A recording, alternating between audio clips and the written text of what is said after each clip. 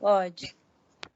Primeiramente, boa noite, me chamo Renato. O nosso grupo vai abordar o tema ciclo hidrológico e águas superficiais.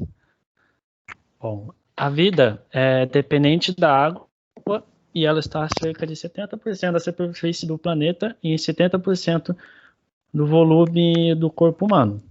E está presente em toda parte do mundo, sempre criando condições para a vida. A água é a única substância que existe em circunstâncias normais em 3 estados na natureza: líquido, gasoso e sólido. Sendo assim, há transferências contínuas de água de um estado para o outro, e com isso se inicia um ciclo hidrológico. O ciclo hidrológico inicia-se quando a água de oceanos, rios, lagos recebe radiação solar e ao aquecer vai mudando seu estado físico. Começa a evaporar, quando começa a evaporar. Tem também o processo de evaporotranspiração, a liberação de água de plantas e folhas, inclusive no processo de fotossíntese. Na região que vai ser abordada, no caso no Vale Paraíba, segundo o relatório anual da Sabesp, a população abastecida de água atualmente no município é de mais de 500 mil habitantes, através de 153 mil ligações em mais de 170 mil unidades domiciliares. Os mananciais estão em boas condições, isto é, estáveis, sem restrições quantitativas ou qualitativas. O município faz uso de água superficial, no caso de tira do Rio Paraíba, e subterrâneas também, através de poços tubulares profundos para abastecimento público. Aí agora eu vou passar para o Gabriel para ele explicar melhor esse ciclo hidrológico.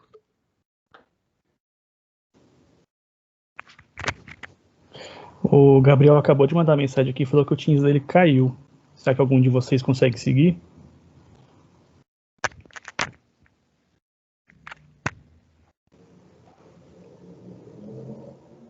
Deixa eu continuar então. Ciclo hidrológico. O ciclo hidrológico é o processo de transformação da água na natureza, passando de um estado para o outro, líquido, sólido ou gasoso. Dá esse nome dessa transformação e circulação da água de um ciclo da água ou ciclo hidrológico, que se desenvolve através de processos de evaporação, condensação, precipitação, infiltração e transpiração.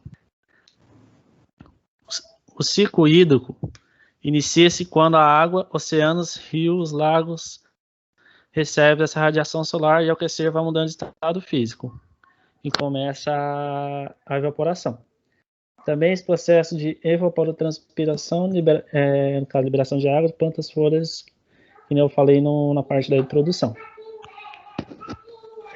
Aí tem essa imagem mostrando como que é todo o ciclo. Pode passar mais um. Agora eu vou passar para a próxima. Oi, boa noite, eu sou a Dani. Eu vou falar agora sobre o escoamento superficial e sobre o escoamento subterrâneo. A senhora está conseguindo me ouvir, professora? Estou sim, Dani. Beleza, vou seguir então. A água, como todo mundo sabe, ela é indispensável, né, para a manutenção da vida, e ela é encontrada na natureza e está distribuída nos rios, lagos, mares, oceanos, e também nas camadas subterrâneas do solo, e também nas geleiras, como foi explicado aí, citado pelos demais colegas dos outros grupos.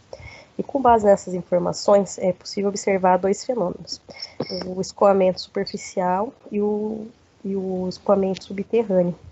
Resumindo aqui, o escoamento superficial é a definição do fluxo de água que ocorre na superfície do solo, quando o solo já está saturado, quando ele já está com muita umidade. O aproveitamento da água superficial acumulada é um dos estudos da própria hidrologia, e visa medidas que evitem possíveis danos, né, provocados pelo seu deslocamento. Quando a água da chuva atinge a superfície terrestre, parte da água se infiltra no solo e a quantidade em excesso, ela escoa por cima da terra mesmo, por cima da superfície. Aí a quantidade de água que escoa depende de alguns fatores, como a intensidade da chuva, né, se foi muito fraca, se foi forte, e a capacidade de infiltração do solo. Não todos os solos conseguem absorver o mesmo tanto, né? Normalmente se considera como escoamento superficial a precipitação, menos a evaporação real e a infiltração do solo. Para falar sobre assim, agora o escoamento subterrâneo, é necessário saber o que é um aquífero.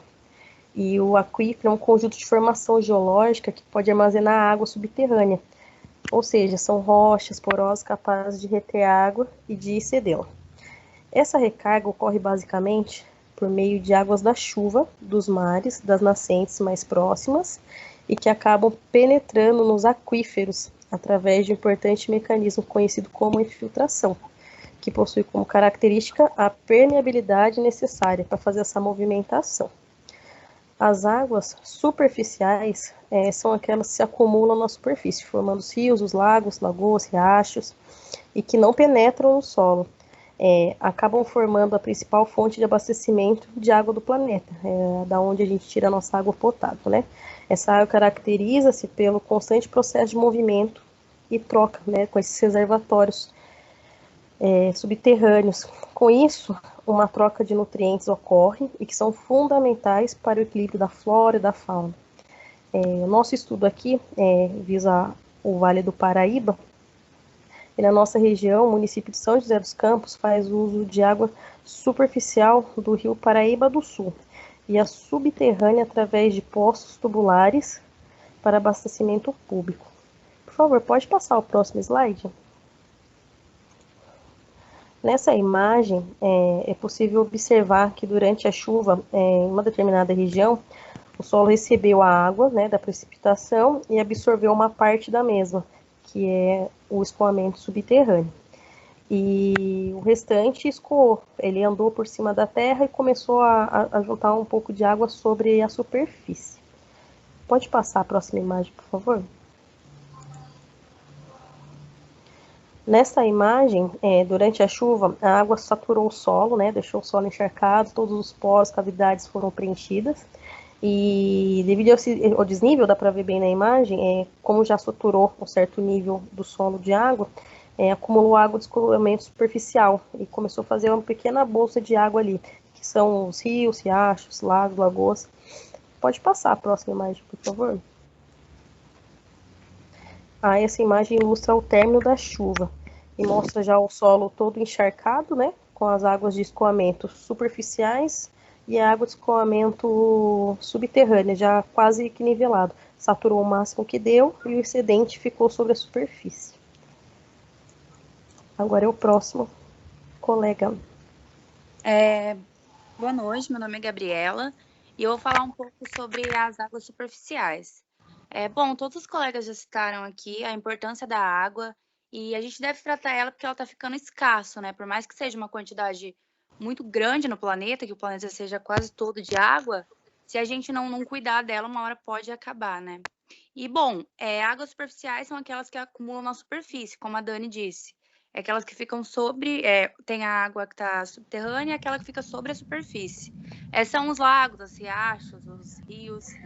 E, bom, por elas não penetrarem o solo, acaba sendo a maior quantidade de água, né? E, bom, essa água caracteriza-se pelo seu constante processo de movimento e troca com outros reservatórios superficiais. Com isso, há uma troca de nutrientes que são fundamentais para o equilíbrio da fauna e da flora. Pode passar. E, bom, para dar um exemplo, né, para citar do que a região do Vale do Paraíba usa da água, a gente também vai citar da Sabesp. Já foi citado por outros grupos, até mesmo aqui no nosso, o pessoal deu uma prévia, mas aqui o município faz o uso da água superficial do Rio Paraíba e subterrânea através de poços tubulares para o abastecimento público. Pode passar. Pode passar, Felipe, por favor. Então, a Sabesp ela é responsável pela captação, pelo tratamento e pela distribuição de água, tanto potável quanto para esgoto, né? E aí tem um trecho que a gente pegou da Sabesp mesmo, que fala assim: depois de tratada, a água é armazenada em reservatórios de distribuição para depois ser levada até os reservatórios de BIOS, estrategicamente localizados. De lá, a água segue por tubulações maiores, adutoras, e entra na rede de distribuição até chegar ao consumidor final. Pode passar. E aí essa imagem a gente pegou do site da Sabesp também, mostrando basicamente como é feita a distribuição da água. Pode passar. Bom, eu sou o Felipe, vou falar sobre o balanço hídrico. Se tratando de hidrologia, não podemos esquecer do balanço hídrico, que nada mais é que o resultado da quantidade de água que entra e sai de uma certa porção do solo em um determinado intervalo de tempo. O balanço hídrico representa esse equilíbrio de forma matemática, para que ele possa ser considerado em obras de engenharia, planejamento de áreas e uso agrícola, florestal, vias fluviais, entre tantos outros exemplos. Uma versão mais generalizada do balanço hídrico poderá explicar os vários componentes de um ciclo hidrológico e fornecer a visão de técnicas de resolução de problemas em regiões hidrológicas complexas. Tais regiões podem estar definidas pela topologia, limitadas politicamente ou especificadas arbitrariamente. Uma bacia de uma área definida topograficamente, drenada por um rio ou sistema de rios, tal que toda a vazão é descarregada em uma única saída.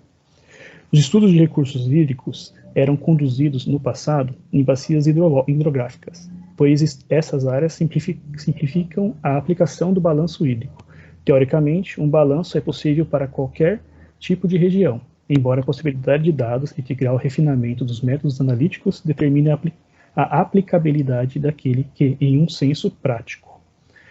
O balanço hídrico de uma área unitária da superfície da Terra é formado pelos seguintes componentes: P, precipitação, E, evaporação, Q, descarga e escoamento, R, reserva, armazenamento, e U, uso e consumo. A dificuldade se resolve problemas práticos, repousa principalmente na inabilidade em se medir ou estimar adequadamente os vários termos de adequação do balanço hídrico. Como conclusão, nós chegamos que o ciclo hidrológico no processo natural é essencial no planeta. Com base nisso, é possível obter dois fenômenos, o escoamento superficial e subterrâneo. Já as águas superficiais são consideradas aquelas que se acumulam na superfície e acabam formando a principal fonte de abastecimento, assim como falaram no nosso projeto. O planeta, no município de São José dos Campos, faz uso de água superficial do Rio Paraíba do Sul, e subterrânea através de poços tubulares e profundos, para abastecimento público. A Companhia de Saneamento Básico do Estado de São Paulo, a Sabesp, é a empresa responsável na nossa região por realizar a captação, tratamento e distribuição de água e redes de domicílios. A água é fundamental para a manutenção da vida na Terra, por isso é essencial que cuidemos e preservamos desse bem precioso.